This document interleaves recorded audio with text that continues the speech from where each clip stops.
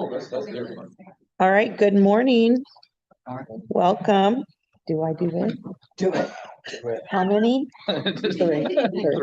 You didn't train me on this. I've never used it. Okay.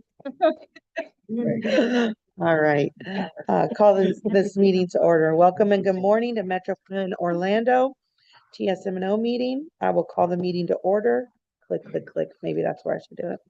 My name is Christina Colon. I'll be chairing the meeting today. This meeting is in person. It is important for all TSMO members to attend our meetings in person. So all committee members are asked to be present in the Metroplan Orlando boardroom for us to have a quorum. Members of the public will still be able to participate virtually, and we encourage them to do so. There are 2 public comment points in the meeting. Members of the public attending in person who want to speak need to fill out a comment card and give it to Rachel. Those attending on Zoom who want to speak can use the raise hand feature on the Zoom screen. We also accept comments by email and phone message before the meeting. One thing I wanted to bring up is that we held a traffic signal retiming workshop on January 20th.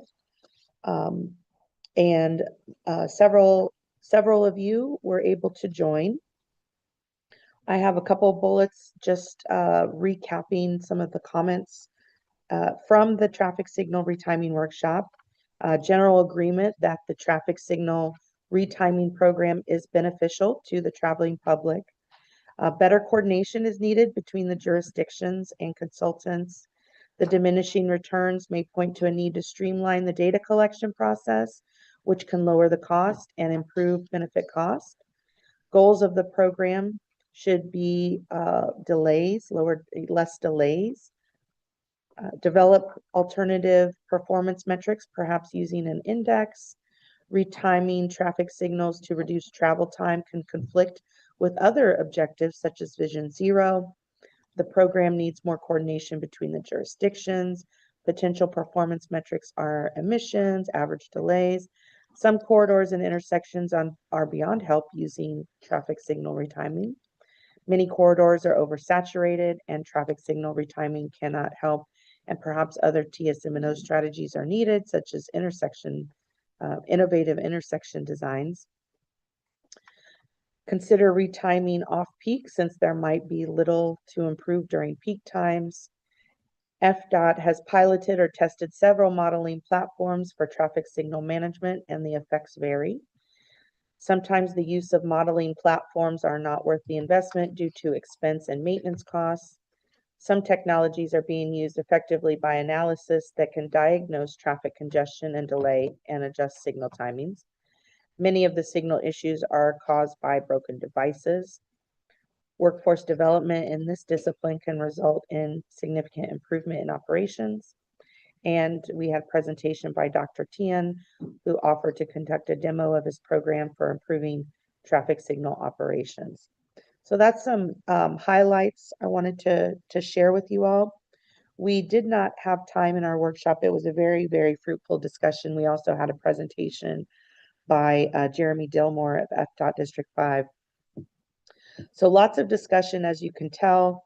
The 2 presentations, we did not have time to have a lot of open discussion and recap action items. And when we ended the meeting, we discussed that we wanted to do that in this forum. We may not have time to do that today. And if that is the case, then we will put it on the agenda specifically for next TSMO meeting. But I just wanted to share that recap. All right, at this time, I'd like to recognize Ms. Laura Balk, Metroplan Orlando staff, for an agenda review. All right, thank you, and good morning, Madam Chair. Good morning, committee members, and all those attending both in the room and online. You may notice I'm a slightly different face than usual today. I hope you'll all bear with me as I do my best to stand in for Eric during today's meeting. Please be gentle. So I have a few housekeeping items to address today. Go to the next slide. First, I wanted to welcome a few new members that are joining us on the TSMO committee today. There's Victor Mercado Vasquez from City of Kissimmee. I don't think he is here yet, but we'll welcome him when he can attend. Jamel Hibbert from City of Winter Park, welcome. Keena Henry, you're not quite new. You have visited us, but now you're the primary member. So from City of Castleberry, welcome. And then Sarah Masterson from Oakland, welcome. Thank you for joining us today. In that welcoming spirit, I also want to introduce everyone to our new transportation planning intern, Jamie McMillan. Jamie, if you'll stand or wave. Hi, Jamie. So Jamie is an Orlando native and a Master's of Urban and Regional Planning student at UCF. She is working on refining our crash data using the pedestrian bicycle crash analysis tool, lovingly referred to as PBCAT, to separate out micromobility crashes. We all know micromobility is a hot topic right now, so we're excited for her to be working on this. Sarah will also be learning about the transportation industry as a whole during her time with us, which will extend through the summer. So if you see her around the office, please say hello. Next, I want to remind you all that the Engineering, Innovation, and Technology Committee, which is an APWA committee, is holding its second annual seminar on February 5th at the Orlando CFX headquarters. This is a transportation-focused event featuring keynote speaker Pete Vega, who is the TSMO program engineer from FDOT District 2. This one-day seminar will provide 6 continuing education units or PDHs. There's a $75 registration fee for the event, and that does include breakfast and lunch. So information about this event was previously shared via email to this committee, so I'm just mentioning the event just to note that you still have some time to register if you're interested. If you have any questions about that, you can see me after the meeting. I will do my best to answer them.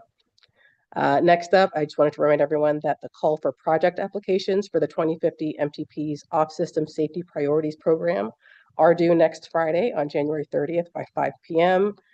For some of you, this may be something that your TAC counterparts are leading, but if you or they have any final questions about those applications, please do reach out to Taylor Laurent as soon as possible. Next, I want to share that Eric did leave some party gifts in his absence. For those of you who still keep a paper calendar or like to have one up, there are some ITS Florida calendars over there on the table near the door, so please free to help yourself on the way out. And then finally, I do want to note a change in the TAC agenda that will impact the common presentations. The Sunshine Law refresher has been postponed until the next TAC meeting, so we'll only have 2 common presentations today. A preview of our fiscal year 27, fiscal year 28 UPWP, and then an overview of the Links Transit Development Plan that Miles O'Keefe will deliver for us. And with that, I'm going to turn things over to Mike to present the safety moment for today. Thank you, Laura, and good morning, everyone. A new topic, at least for our safety moments this month, looking at rail crossing safety. This video shouldn't require any elaboration.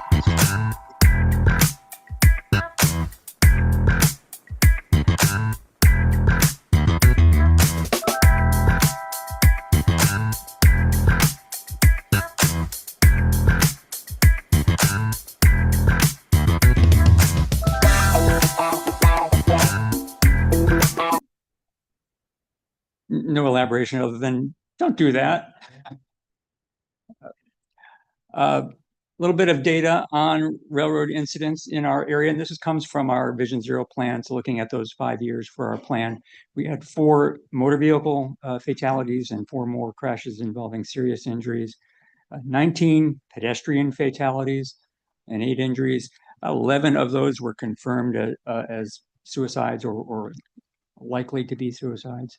About a third of those pedestrian are at crossings, and then 2/3 are outside of the crossing areas, which, as you saw in the video. So a couple key things that the folks at Sunrail wanted me to pass on. One is understanding the dynamic envelope. Most of you should have a familiarity with that, but basically, if you can't, if your vehicle can't clear this dynamic envelope here where the yellow lines are outlining, don't cross the stop bar. Even if the gates are up and the lights aren't flashing, do not cross the stop bar unless your vehicle can clear that area. That will ensure that you don't get stuck with an approaching train. And then another key thing is that if you see something wrong at any of the crossings or anywhere along the tracks, there's information, there's a phone number that you can contact, and it's at every crossing. There's that blue and white sign. Let all of your constituents know that that's available for any problems that they see along the Sunrail line. So that's my safety moment for this month. Be happy to take any questions. Thank you.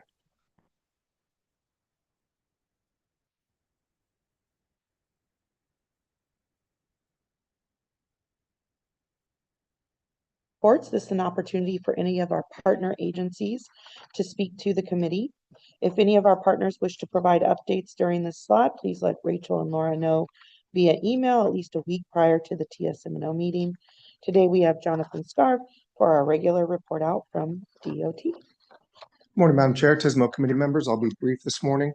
In your general information tab, you'll find your latest construction report that's dated as of January 5th. We'll be providing a new one next month. I just wanted to point out a recently completed project. So we have Orange Avenue from Magnolia Avenue to Colonial Drive, and that was a milling and resurfacing project. Also, we improved the ADA curb ramps, and the final walkthrough was completed on December 12th, 2025. Just another resource that I wanted to point out and I want to bring your attention to. On the I-4 Beyond website main page, you can find a newsletter tab. So we have the corridors office, and a lot of times they are doing their own planning. And so sometimes I don't bring the I-4 updates to this committee, but I wanted to point you in this direction. They're providing a newsletter every month. And in the December newsletter, you'll be able to find the I-4 Beyond the Ultimate, kind of the 2025 wrap up. 60 years never looked so good. That was a happy birthday for I-4.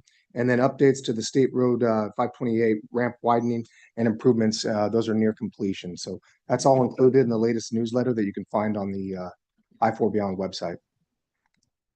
And then in closing, just to kind of point out our continued January campaigns, it is still Move Over Month. I think some of the big numbers to take away from here in 2004, we had 17,567 move over citations.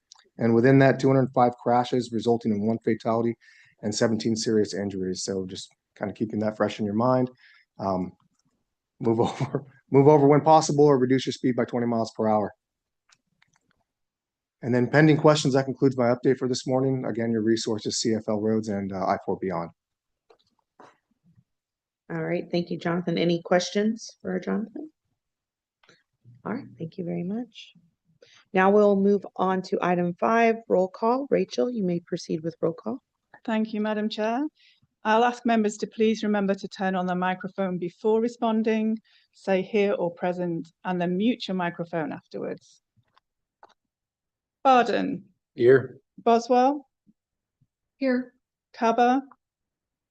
Here. Cologne. Here. Crandell. Here. De La Chaise. Here. Ide. Present. Elisar. Present. Gordon. Henry. Here. Hibbert. Here. Horn. Block for Wynne. Here. Jameson. Here. LaFasso. Here. McGrath. Here. Masterson. Here. Mendenhall. Here. Mercado Vasquez. Owens. Here. Price. Here. Pullum. Here. Sadler. Present. Sanders. Here. Saunier. Sorry, apologies. Crespi for Saunier. Here. Senerans. Singh. Present. Smith. Present. Wetzel. Here. Wharton. Malone for Williams. Present. Womack. Present. Yeager. Present. Yeargain. Here. Madam Chair, that concludes the roll call. We do have a quorum. Wonderful, thank you. We'll now hear public comments on action items. We ask that you provide your name and address for the record. Please hold your comments to 2 minutes or less. If any members of the public wish to comment and are joining us virtually, please use the raise hand function and you will be recognized, or dial *9 on your phone keypad. We'll send you a prompt to unmute your mic. Do we have anyone joining us virtually who would like to make a comment? There are no hands raised online. Do we have any members of the public attending in person that wish to make a public comment? No comments received. Are there any written comments that were submitted before the meeting? None received. All right, thank you. We have 5 action items today. A reminder for members to please use their microphone and state their name when making or seconding.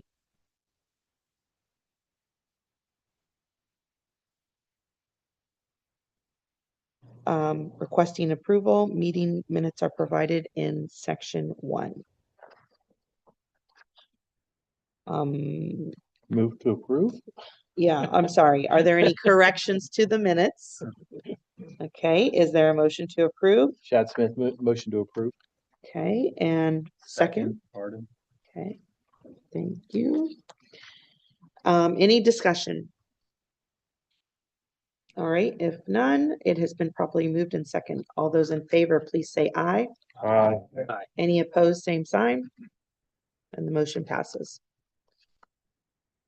All right, our second item is staff's request for amendments to the 25-26 fiscal year through fiscal year 29-30 Transportation Improvement Program, also known as the TIP. More information can be found in section 3 of your agenda packet. We'll hear from Ms. Taylor Laurent of Metroplan Orlando, who will tell us more about this item. Hello and good morning. I'm here to talk about the MTP, just kidding, the TIP, our 5-year budget this time. So today we have 2 TIP amendments that we're asking for your approval on. There is additional information included in your agenda packets under section 2. So the first item is the addition of a new project, for additional funding for the 5310 capital program, which provides funding for programs such as Meals on Wheels and other community support programs through the Federal Transit Administration and implemented through links. This is including the addition of just over $1.5 million for fiscal year 2026, the current year, to finish out this existing fiscal year. The second project is a revision to an existing one. You'll remember we made a couple updates to the Poinciana connector last year. There's a few other elements that needed to be adjusted this go around, including advancing the right-of-way and environmental phases to the current fiscal year. They're going to be getting some contracting going up earlier than expected, as well as an additional $16.8 million in turnpike funds being added for construction, also in fiscal year 2026.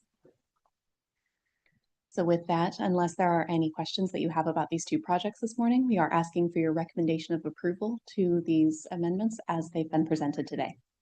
All right, are there any questions? Is there a motion to approve? Chad Smith, motion to approve. And a second? Second, Brian Sanders.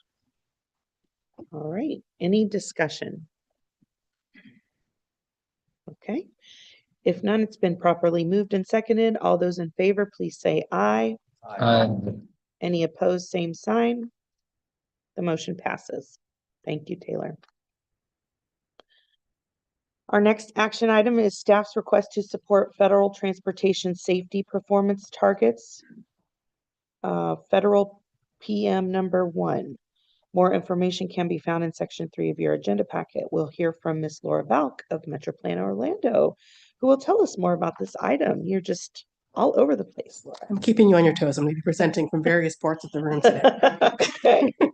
All right, you have the floor. All right, so federal transportation law requires that state DOTs and NPOs alike use something called the Transportation Performance Management Approach, which is intended to ensure that our investment and policy decisions are in keeping and supportive of our strategic performance goals.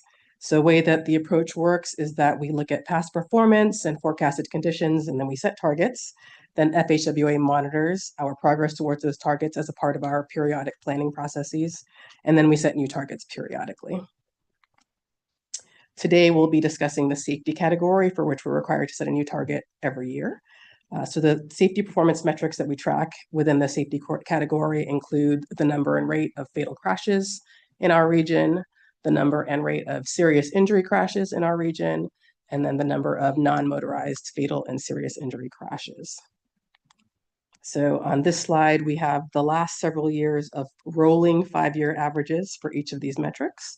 I will note that the crash data from 2025 is only currently available through October 31st of last year. So the rolling average in that 2025 column with the asterisk is reflective of that sort of partial data. Nonetheless, the data is showing a general downward trend for each of these metrics since about 2021. though we did see a very small uptick in non-motorized fatal and serious injury crashes in that last rolling average category that includes the 2025 crashes. So MPOs are required to establish a target for the safety performance metric by February 27th of each year. That's 180 days after FDOT is required to set their targets. So in keeping with their Target Zero initiative and those related goals, FDOT has set their target at 0 again for each of these safety metrics. And as we have for the past several years, we're recommending that we also set the targets for these measures at 0, which is also in keeping with our Vision Zero goals. So with that, the requested action today is a recommended approval of these safety targets as presented on this slide. That's all I have for my presentation, but happy to answer any questions. Thank you. Are there any questions? Okay, is there a motion to approve? Chad Smith, I move to approve. And a second? I'll second LSR. Okay, any discussion? It's been properly moved and seconded. All those in favor, please say aye. Aye. Any opposed, same sign. The motion passes. Thank you, Laura.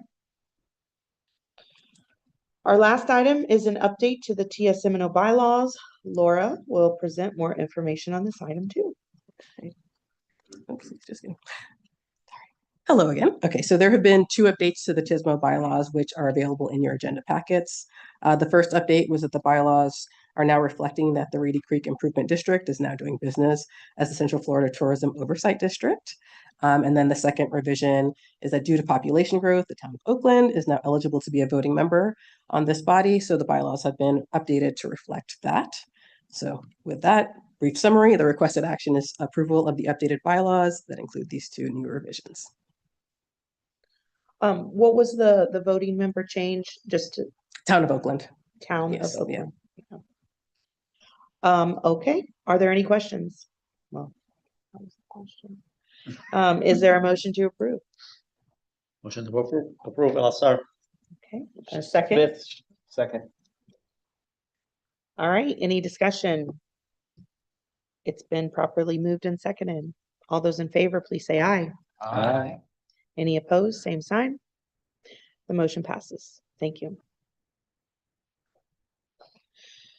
All right, we have one presentation and we will hold questions until it ends. This one is leveraging AI in transportation in engineering. Mr. Steven Spana with Fair and Peers. Welcome and thank you for joining us. Thank you for having me. All right. So this presentation today is on behalf of the ITE AI Great Ideas Group, the AI Gig. My colleague in our Oakland office, Oakland, California, is a active member in this AI group for ITE. And he recently gave a presentation that Eric from Metro Plan Orlando was a part of. And he was very excited about it and wanted to bring it to this group. So that's why we're all here today, to give you all of this great stuff that ITE has been working on. So I'm going to go over a brief introduction of the ITE AI gig. And I also thank you, Rachel, for sending out the document that was produced by one of the ITE members called Leveraging AI in Transportation Overview. Which was created for ITE Halifax in Canada, given some of their recent policy on the topic.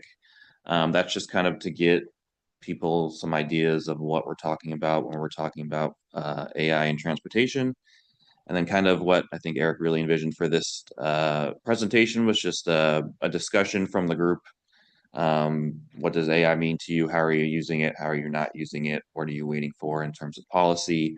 That's stuff that we can kind of bring back to ITE and have just kind of you guys discuss internally. So just a little bit about myself and my colleague David. We're from Fair and Peers. Here we have an office in Orlando. Within the last year, our firm has created an internal AI working group, and the focus of that is to set our own internal guidelines and policy related to AI usage. We have champions throughout the country. David, my colleague, is our Orlando champion for that.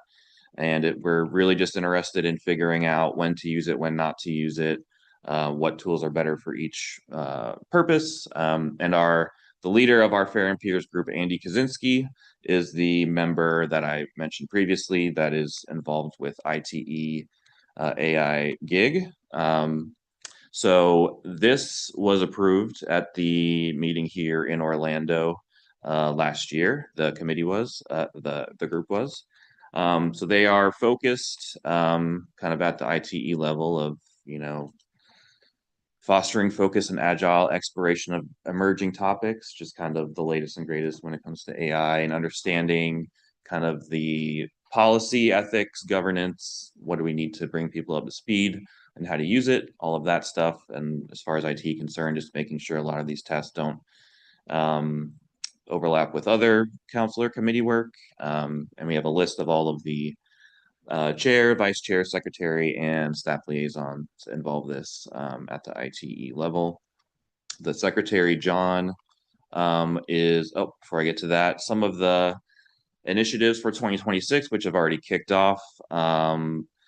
The presentation that Eric attended kind of had a survey where there was a mural board where people kind of put their thoughts related to AI and transportation. That's kind of what we'll get into today. So that's kind of already been kicked off. Hackathons, Shark Tanks type events, literacy starter kit. What does an open GPT versus custom mean? Stuff like that. Integrated workflow, education, and generative AI policy starter kit. That last item, our colleague from Oakland, California is leading. But just to kind of introduce the white paper that was sent out to the group, this is kind of recognizing that it can be, leveraging AI can be useful in our field, from sort of the high effort tasks or kind of not high effort, but technical memo drafting, stuff like that you can really see improvements in efficiencies using AI, but they kind of come with their own set of problems related to oversight, accuracy, professional and legal problems, and how our roles as engineers and planners evolves over time. This paper focuses on some case studies, research, and recently proposed bills in Ontario, along with the targeted practitioner survey. So the low risk, high effort task, that's kind of what we've in our firm kind of been relying on AI the most. It's a lot easier to get your notes from a meeting summarized using an AI tool, or to get a project memo draft started. It can be useful in that. But even, at the organization level, a lot of times the training policies and oversight can remain limited.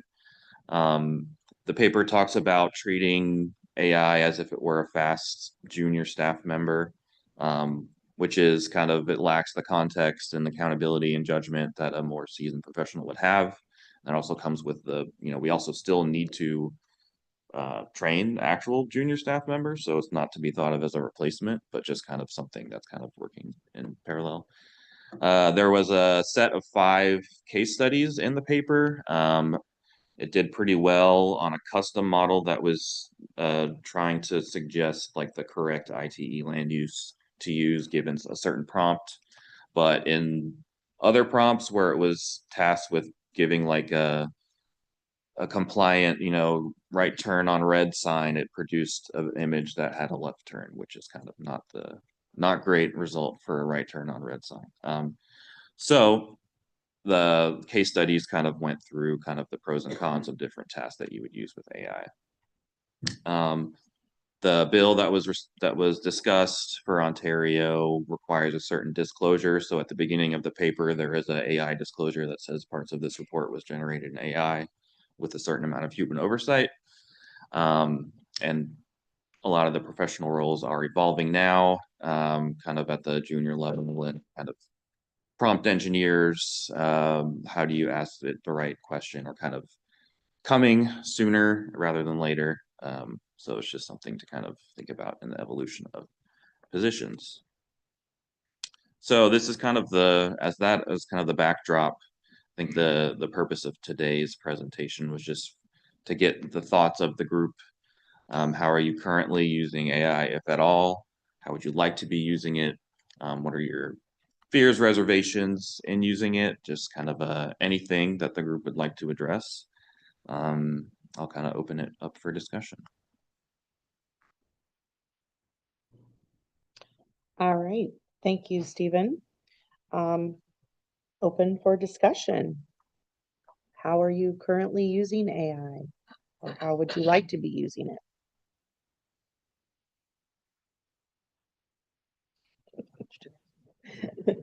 I'll go. Okay. So at Altamont, we're trying to use it in everyday tasks that we can, but we were very concerned with someone just using it and not putting a human in the loop. So we put together a governance committee, and we have rules and regulations now where you can use it, but it's yours at the end of the day. And that was one of our fears, where we thought people would just prompt it and then just copy paste and send it out. So we're working on making sure that doesn't happen, but I can say that other people are doing that and sending things in. And once you start reading it and seeing how the AI is writing it, you can see what people are actually doing. And it's scary how much people aren't putting their own work into it. We just adopted with our police force Axiom, where they have an AI with the video camera. And what it does is it will transcribe the interaction that the officer had. But we put a requirement on that X percentage of the report has to be written by the human. So it's filling out the basic information that takes up time, but the actual important information the officer's putting in, and we're saving hours of time. So just making sure you're always checking.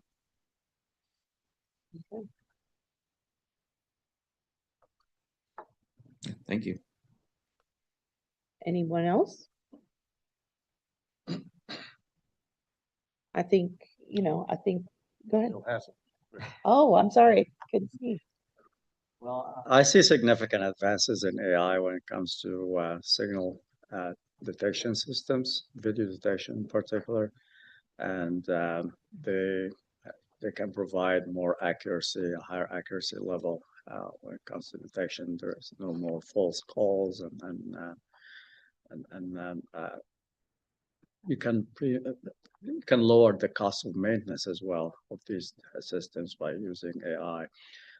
In addition to that, there's safety applications that can be produced from video detection systems, including near miss and close calls, and so those can be beneficial to improve safety as well.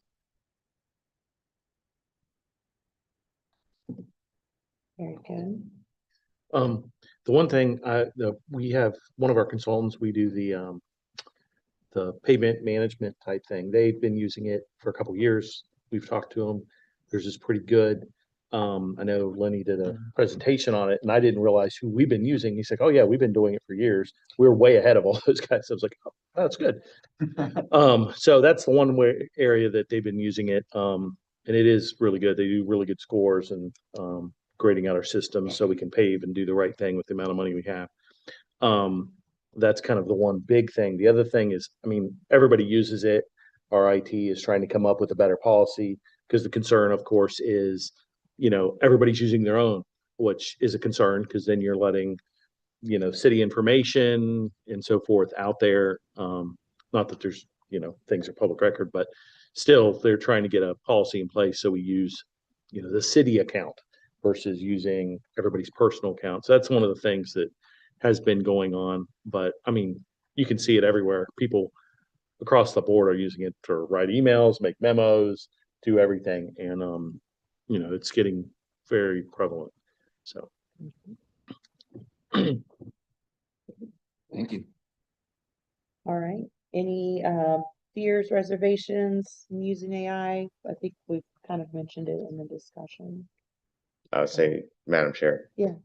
I think I remember when I was in school, we did calculus, and for the first half of the class, the teacher refused to let anybody use the calculator, because the idea was, if you can't understand the basic principle, well, a calculator is a great tool, but it'll get you to the wrong answer 10 times faster. And I think the point was raised, about training of the junior staff members. And I think that, we as technical professionals who've come up essentially pre-AI, who've learned all this stuff out of the book, we can then use the AI and say, well, I know what all the data means. I understand the result that I'm trying to achieve, and I can see whether or not it's getting that correct or if there's some error inherent to it. But I think we also have to, in that vein, we are here to assist the policymakers in resisting the temptation of saying, well, the AI is already ready; it can do it itself. It is the junior staff member, and I think that we owe it as technical professionals to say, well, that it may technically have the capability, but unless you have that skilled human oversight, again, the machine will get you the answer, a right answer or wrong answer 10 times faster. And unless you know what you're looking at, you couldn't tell the difference. And I think that it's important to continue to advocate for the need for human oversight and to advocate for the need for continued training of junior personnel, making sure that that next generation is brought up where they're technically competent enough to question the machine and know whether or not it's getting that answer, or if there's some kind of inherent error to what's going on. Or otherwise, you're going to have, it'll become more of a detriment than it will an aid at the end of the day. Thank you. We restrict using AI to agency-approved tools with the concern that we not put information into the cloud without knowing what's going on, especially when you're dealing with personally identifiable information. But part of the concern with that is internally, when things go into the cloud, it's still accessible to the internal AI. And so I've sometimes seen answers coming back from my colleagues' work that, while so far it's not been bad, what if I all of a sudden start getting HR documents or those type things that the person who submitted it didn't realize they just made public within the agency. So I think a lot of people are using AI without, as the discussion is saying, the training to know what they're doing, how they're doing it, and how to safeguard it. So I think the use of it is ahead of the training and the knowledge of it. Okay, thank you.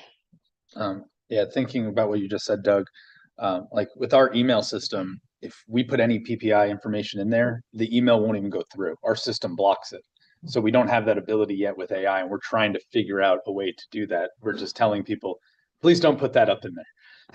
But until we can get a control over it, I don't know how we're going to do it. And to go off of Shad's point with the enterprise versus individual, we're looking at that too. But with the enterprise, you still don't have access to the people's accounts unless you have their username and password. So it's still their account. And if they leave or something happens, we can't get into that information. So we're trying to figure a way. But I think some of them are stepping up because, like, we're using ChatGPT, but Copilot's trying to integrate into everything. And I think eventually we're not going to have a choice because Microsoft will just have it there. Yeah. Very good. Other thoughts on any of the questions or anything around this topic? Okay, thank you very much. Yeah, thank you. I'll follow up with my colleague Andy and Eric and kind of bring this all back to them. I really appreciate the discussion today. Yeah.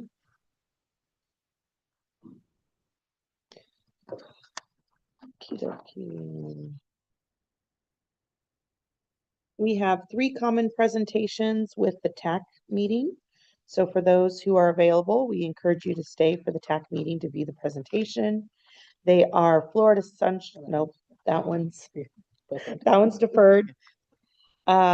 Presentation on the fiscal 27-28 Unified Planning Work Program and Links Transit Development Plan, TDP, annual update. There are several items in general information section of your agenda packet for your review under section 5. And there's a list of upcoming meetings in your agenda, and some noticeable meetings are the Metro Plan Orlando Board will meet February 11th. And the next TSMO meeting will be on February 27th at our normal time of 8:30. All right, so we're moving on to member comments. And are there any final comments from the members? I know I mentioned the traffic signal retiming, but before we go to that, because I think we will have a little bit of time, I want to open it for other comments. For the committee, Links has soft launched our partnership with Transit app So if you use transit app for transit, Uber, bike share, you will now see a pop-up that allows you to accept all the premium services courtesy of links. That is for anybody in our area. So if you use it within the Tri-County area, it will automatically recognize you. If you go on vacation, that goes with you. So you can use that wherever it is you head. So transit app is with 180 different transit agencies, 1,000 cities, and I believe it's 14 million downloads around the world. So if you use it, see the pop-up, there will be a little thing in there where you can accept the premium services. And once you do that, it's no charge to you. Very good. Thank you. I just wanted to take a moment to recognize and thank Kelly Brock. Many of you have heard he retired last week, but I wanted to thank him for his years of dedicated service and leadership. He was a long member in the community as well as this TSMO group and chair at some points, but he really brought an invaluable experience to public works, engineering, and our regional transportation. His contributions helped advance a lot of our safety and mobility throughout the region, and giving us more options. I just wanted to wish him a well-deserved retirement and thank him for his impact on the community. I hope he's listening and enjoying his retirement. All right. Any other comments? Okay. So for the traffic signal retiming, we probably have about 7 minutes for discussion here. Wanted to. We're good? We're good? Okay, we have a little bit more time. Maybe 10 minutes then? 10 or 15 minutes. 9 minutes. Oh my goodness. All right. So just wanted to open it up for discussion. For the presentations that we heard. In terms of this program, any thoughts on next steps, action items that we should be taking? Yeah, just want to open the floor for that discussion.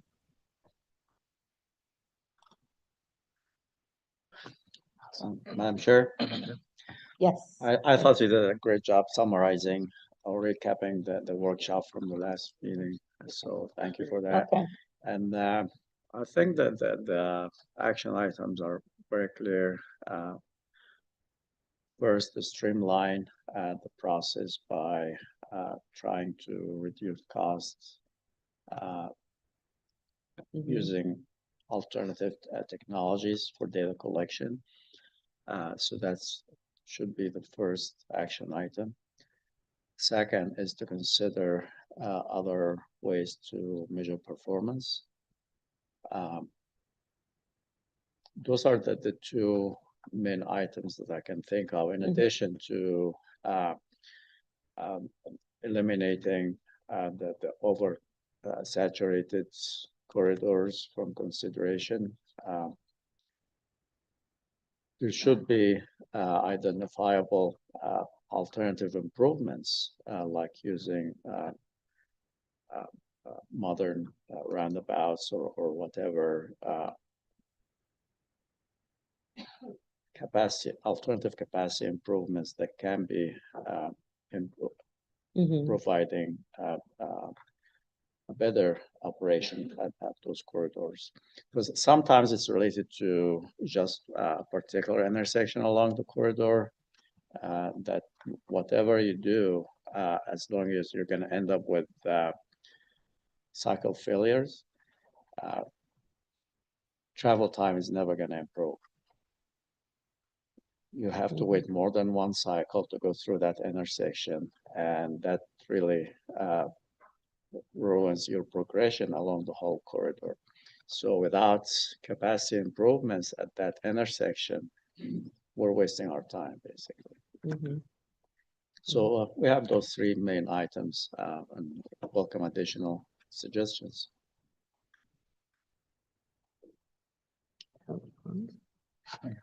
Yeah.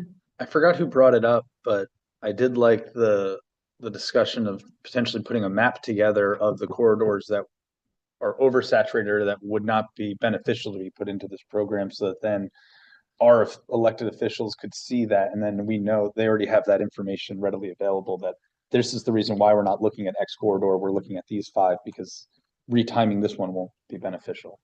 I just didn't know if anyone else saw that as being a benefit or if we wanted to go forward with doing something along that lines as well. Yeah, I thought that was a very good idea, Mhm.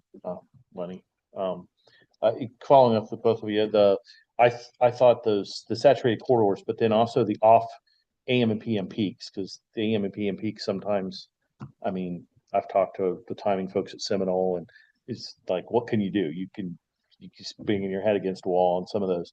So you're doing the best you can, but some of those off peaks, or even weekends, we're a tourist area. Weekends are often really busy, but it seems like we never look at timing on, Saturday, Sunday, and sometimes those timings and those side streets are really bad, and we're still kind of a standard time. I think, like in Seminole, they do look at them and do try to get them better, but I still think a whole wide of our whole metroplein area that could be looked at. So, I mean, there's some other ideas too that doesn't seem like we've ever really done, where there is still a lot of traffic and we probably could make it better.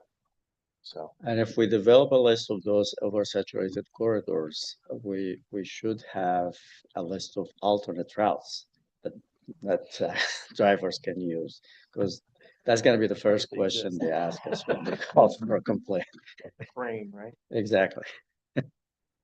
Mhm.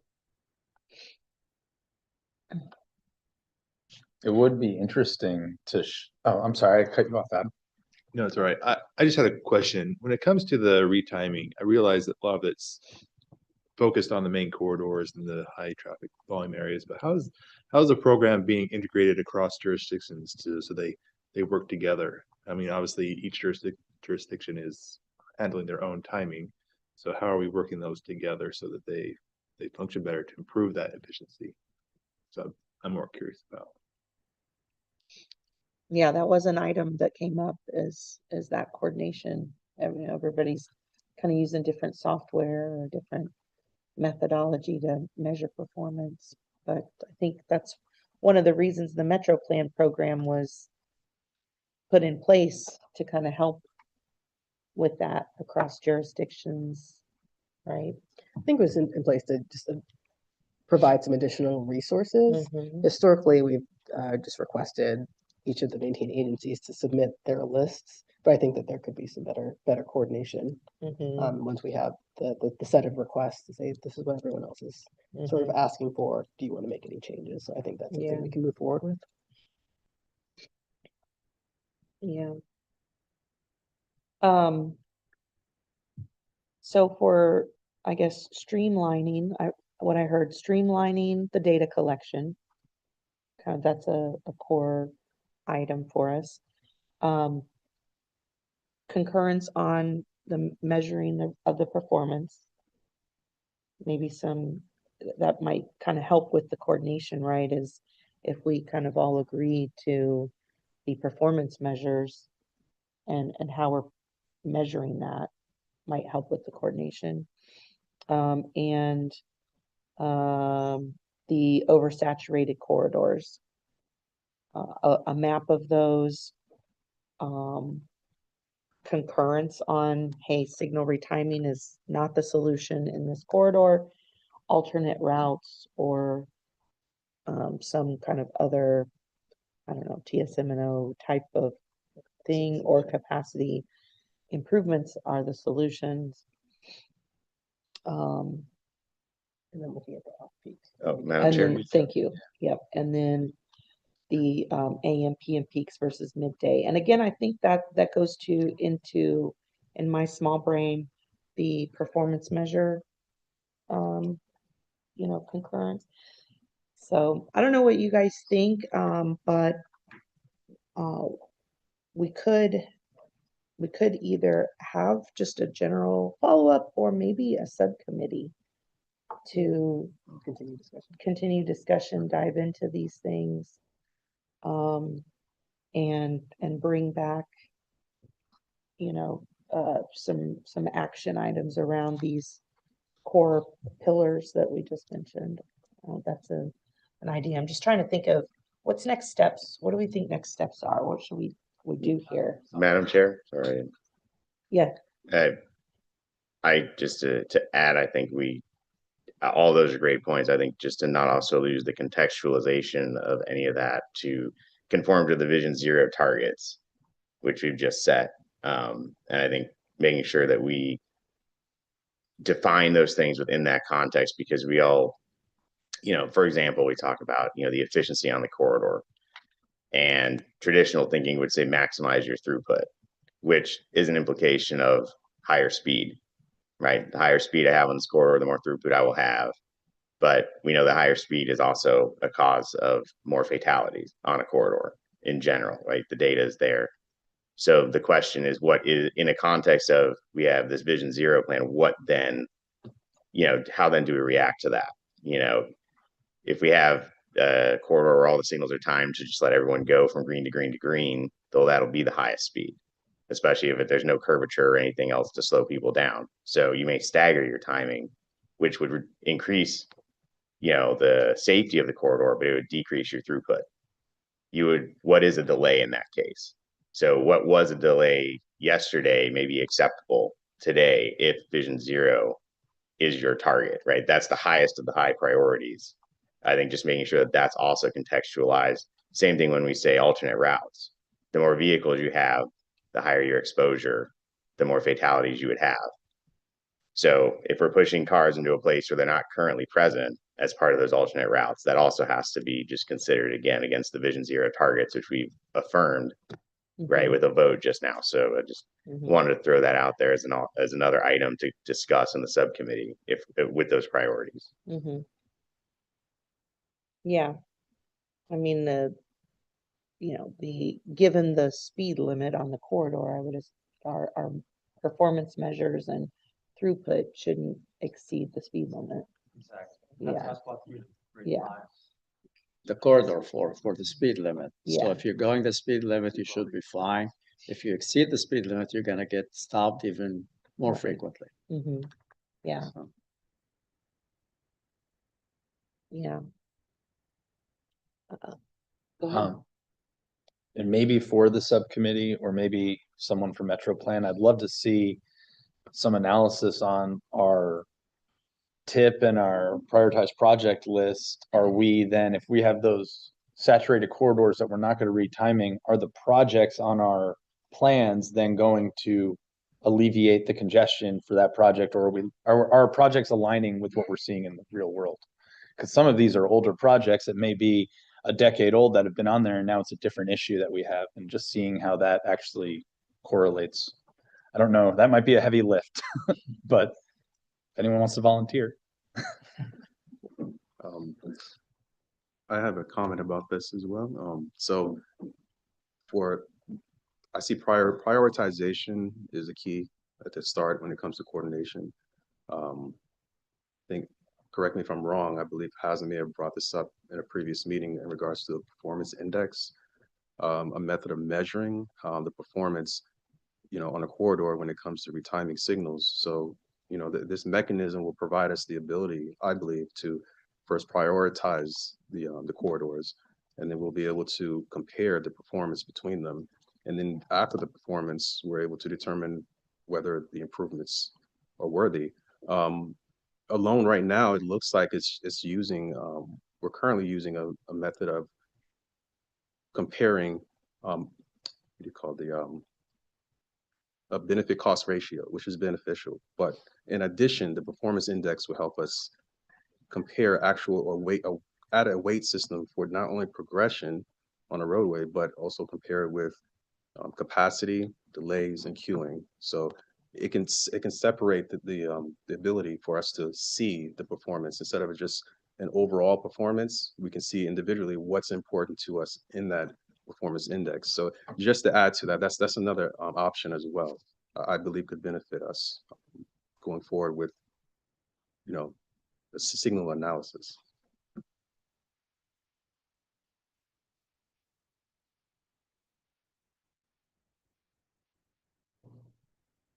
All right, thank you.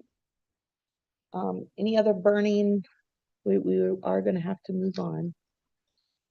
So, what I would like to do is start sort of formulating this subcommittee, and I am looking for a max of 3 representatives per county to be on this. And we can just take some volunteers right now and kind of flush that out. Yeah, so county, city, 3 representatives within that county jurisdiction, geographic area. So who's interested? Okay, so from Seminole, we have Lenny. And myself and Robert Fitzgerald. For the 3% of Robert anytime. Okay. And any other Seminole, just in case? I mean, yeah, we could, if there was someone else. I'd love to. Okay. Well, and, okay, yeah. You can have my spot, Jen. We need you for Charlie. No, Charlie's. Yeah, I'm I almost just, volunteered you, but I didn't. I'm just checking interest. If it's Lenny, Charlie, and Robert, that's fine. But if, if there's, I did want to make sure that we just noted who is No, that's okay. interested. Okay. Orange, who are the folks interested? Okay. Other, okay. All right. Any other in the Orange County jurisdiction area? Anyone not here that you, oh, okay. Okay. Okay, and Osceola? Gary. Okay, Cameron. I am interested, but I'm willing to have Gary represent me if needed, but, yeah, okay. All right, well, that sounds like our subcommittee. I don't know if that's formal because I'm not sure if we have to vote or not, but we have to look at it. If so, we can. Would Eric also, we'd have to have a Metro plan. He would be the staff liaison. Okay, so that is our tentative subcommittee, and We'll confirm for you to we'll vote on that confirm. next. Yep. Yes. Okay. All right, so we have our final public comment opportunity. If any members of the public wish to comment, please use the raise hand function and you'll be recognized, or dial *9 on your phone keypad. We'll unmute your mic. After you are recognized, please state your name and address for the record and limit your comment to 2 minutes or less. Do we have anyone joining us virtually who would like to make a comment? No hands raised online, Madam Chair. Okay. Do we have any members of the public attending in person who would like to make a comment? Yes, we have 2 public comments, and we'll begin with Mr. Tom Nurat. I can do Thomas Nurat first, yes.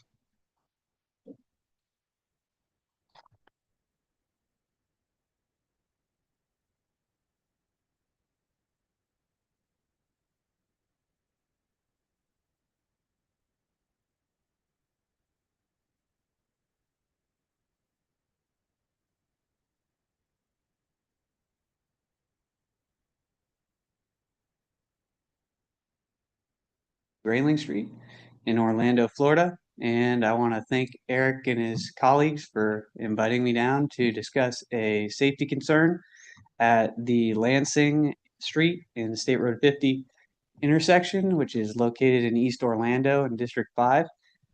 This particular area is home to 4 residential corridors, a mix of commercial and residential.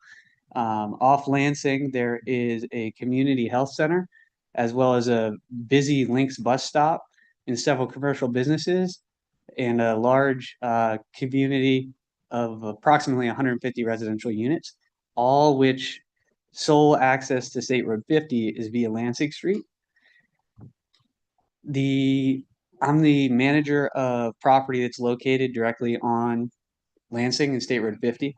And we continuously receive requests for camera footage from attorneys, insurers, and FHP most recently regarding accidents that occur primarily from people turning off of Lansing onto State Road 50 heading eastbound, and then they are typically impacted or some sort of accident occurs from vehicles that are traveling at high speeds on State Road 50 heading eastbound. The most recent accident just a couple months ago was a fatality, and it did involve somebody turning off of Lansing heading east on the 50 and someone traveling at high speeds on State Road 50, which is a reoccurring issue. So the request from me is that the Metro Plan takes a closer look at this particular intersection, possibly via a traffic signal warrant and safety analysis as a part of the State Road 50 widening project.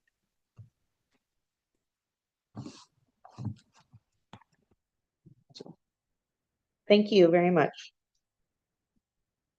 So our second comment is from Mr. Tom Narrow. Thank you so much, Rachel. Thank you all for allowing me to speak. So I second that motion, if you will, just in terms of a study. What we're really talking about here is the current FDOT project. Oh, if you can slide to my other. The current FDOT project mentioned in the lower left as far as the project number.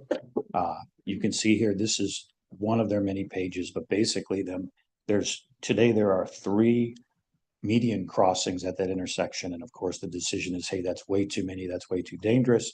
For the expanding of State Road 50 at that particular area, we're going to close 2 of those and we'll keep 1 open. So the decision by FDOT was made to close the Lansing Street crossing and then create one for what is the Borrow Pit in Bithlo, business number 1, we'll call it, and then the pet and feed store business number 2. And of course, block off the Lansing community that, is down Lansing. So they'd have to take a right, do the U-turn thing. So again, what we're after is, hey, this got stalled, budgeting got stalled. So because of that, there'll be a new study, but we'd really like Metro Plan engaged to say, hey, what are you guys doing? That's crazy. With ITE standards, there's roughly 1,425 trips coming off of Lansing. That crossover or signaled intersection, if we're truly after the FDOT Zero initiative, that should be a signaled intersection at Lansing, not for the pet store and the Borrow Pit. So again, here though, one of the biggest things, I tried to apply logic, like why on earth would they have done that to the Borrow Pit and the pet store as opposed to Lansing?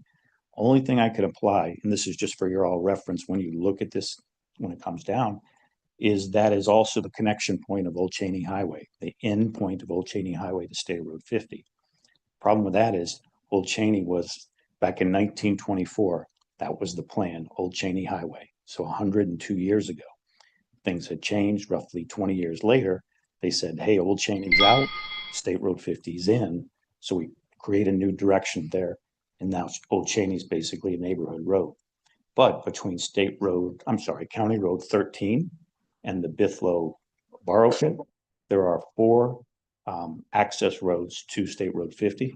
So cutting off that Borrow Pit access at Old Cheney would still mean you have 3. Your time is up, I'm sorry. Oh, thank you. All less within a mile. So thank you. Yes, we'd appreciate your support. Yeah, could you state your name and address? Yes, for the I record, apologize. please? Yeah, Tom Narrett, 14620 Joe Sarah Drive, Orlando, Florida, 32826. Okay, thank you so much. Thank you.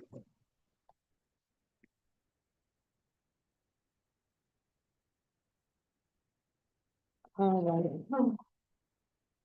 Are there any written comments that were submitted before the meeting? None. Okay. So at this time, if no further business, we stand adjourned. You did good on Well done. Well done on Wrong, your gavel.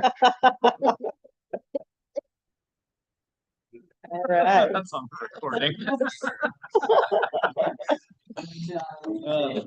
don't know where I'm